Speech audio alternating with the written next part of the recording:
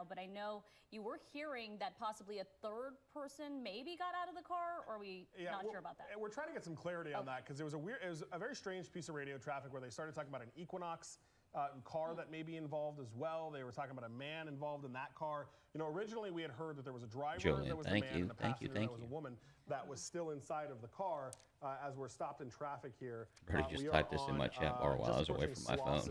On Avalon. He went back northbound Avalon at Slauson here. So that's where we're at right now. He does love his mama. Screen there, Oliver. And we're trying to figure out if there is an additional person that got out. We just talked to the watch commander again, who thinks that there are still the man and the woman inside so you can rob without a pew pew. Like, you don't even have to have a weapon. So basically it's by force or fear. Interesting piece of information there that we're still trying to track down. But there you see the car just slipped through the buildings there. Like, then they have strong arm robbery. We're going more to the right there, Ollie, as we were approaching Slauson. There's where that car is coming. But yeah, as long as, like, there it is, right there on the center of your screen. You can tell them that you have something.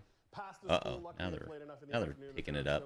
At school now, but man, this has just been, I got to take a second and give it to our pilot, Jeff, and Oliver up in the helicopter. This has been a nightmare of a chase to stick with, because it has just been so exclusively in this Bravo airspace. So we're doing our best to stick with it. And you know why we stick with these things. It's about public safety. And these are alleged armed robbery suspects that are going through. Now he's not taking his time anymore. Know that there is a safety concern here. That's why we're sticking with Wonder why he was going so slow initially, like, and being so cautious. Officers do have their helicopter up in the air. I know that oftentimes they'll monitor media helicopters to see what's going on there. Is yet another set of eyes on the pursuit here. And as we head east, you can see just how difficult it is for Sky Cow to keep with it. But indeed, we are keeping with it. And you can see that it seems like the pursuit's picked up a little bit more speed here, Mike. It's not going as slow as it was earlier. Yeah, no, it is going a bit faster here.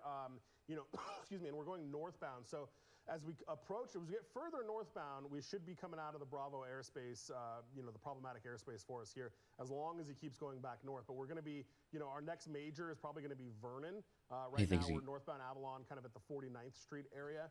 So we'll be coming back northbound. They're still right behind him, too. Getting closer to where we started this whole thing. Yeah, over an hour ago now. Yeah, and just to give a little bit of a recap, we know that this person was wanted for possibly a robbery, but we know that the victim, another person instead of a business, and that at one point that the suspect lifted their waistband there, and the victim says they could see the butt of a pistol or a gun of some sort, right?